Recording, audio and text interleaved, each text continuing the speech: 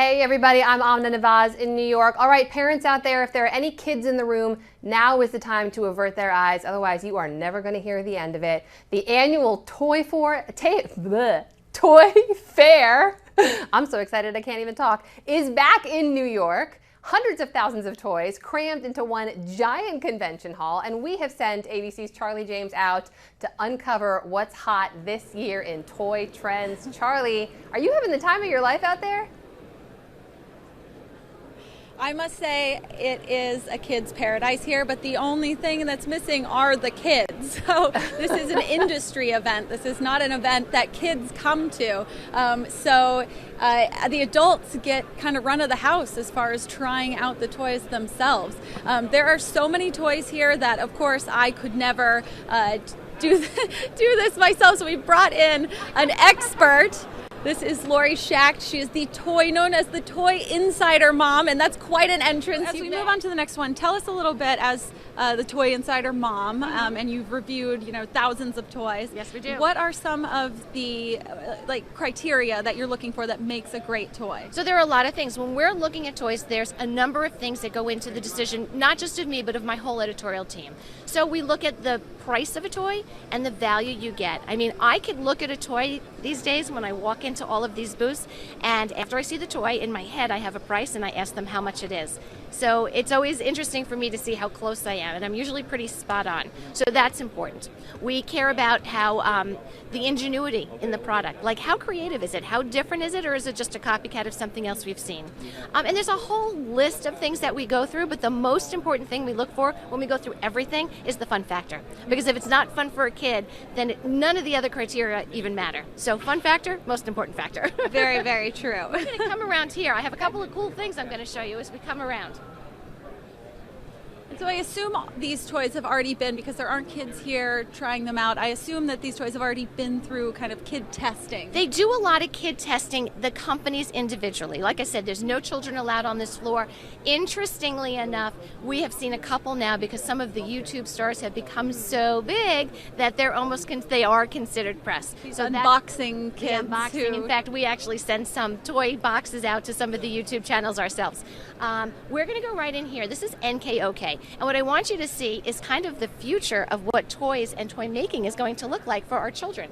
So it's fun here at the Toy Fair, Amna, too, is that a lot of the exhibitors have kind of built their own standalone, they almost look like stores. And so it's very cool to see the toys presented this way as well. So I'll get to that in a second. First, I want to talk about what's going on here. You are looking at 3D printing, but not those 3D printers that are not affordable for families. Now you're looking at 3D printers that families are going to be able to afford.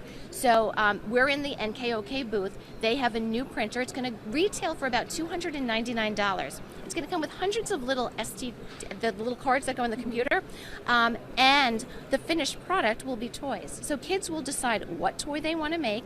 They will put the card in, and they will print out and customize. They'll pick the colors, everything they want. They will print their own toy. This seems like it could be amazing for creativity as well, for kids to be able to design and produce their own toys. It is. It's amazing. And what's really interesting about it, there's a lot of, the printers have been out now for a few years, but most of them are much higher priced. So now when I'm playing with a lot of the prototypes, some of them are still the $2,000 prototypes that when I'm playing with it, the company is like shaking that I don't drop it and break it.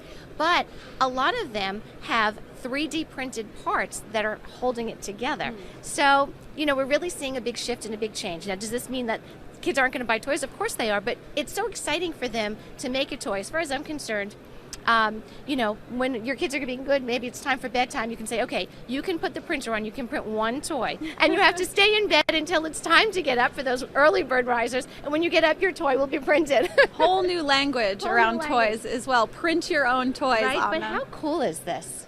I'm so Charlie, is that the actual printer? We saw some other machines on the table there too. Right now I'm trying to print a head. So this is the actual printer here? This is the professional printer that we used to do, because I came from a research and development background. We located in the Hong Kong Science Park. So we're trying to move those high-end technology from those professional machines to a toy version. So you can see right now over here we are sharing similar components like the print head we have. from the professional machine is same from the toys machine we're doing. And right now this printer is printing a bulldog head. So we have some finished product over there in the corner. Oh, so it's printing off this one here, this bulldog head. So Amna, this is what the professional machine here is printing off. So this is what I the see. finished product will look like. Is this Okay. bulldog head? So here's And my then mommy these brain will be the working now. consumer How do you models. keep kids from printing stuff they're not supposed to print? Are there like set templates that they can only Consumer print? level user, it's more about the complexity of the printer. It's really hard for them to really get started. Doesn't mean that they cannot handle all the software, but it's the mental barrier they need to get through. So our approach is this printer is clean and easy. All they need to do is insert the project card we have to the printer, select the file they want to print, and the rest is handled by the printer. Now, is there some sort of parental control in this as well to make sure that kids aren't printing sharp things or aren't printing that to make sure that they're printing safe toys as well, like safe for small children potentially? Because all our design comes in product packs that we actually test in advance. So I don't really have much concern about the toy safety because we do our trial in advance for them. For older kids, like for teenagers, we give them flexibility to do the customized toys, but then there will be a higher age group. But for entry user, for younger kids, probably we'll stick with the toys that we have.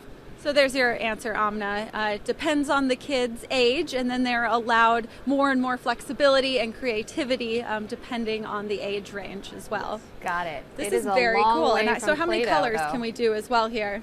Right now the printer is printing a single color, but the filament itself, there are multiples of filaments available, up to 36 different colors. And they can always do a mix and match. For example, like this clock. We print in different colors specifically to show different parts. And for home user, it's doable for them to just print it one at a time. It's like a fun weekend project that the parent can spend time with the kids. And then each week they do a few components. And then after a month, they get real product working. Well, this will be I'm sure this will be a big addition to Christmas lists very soon in the very near future. Very cool. Thank you so much, Jonathan, for Welcome. showing us this. And Lori, great pick.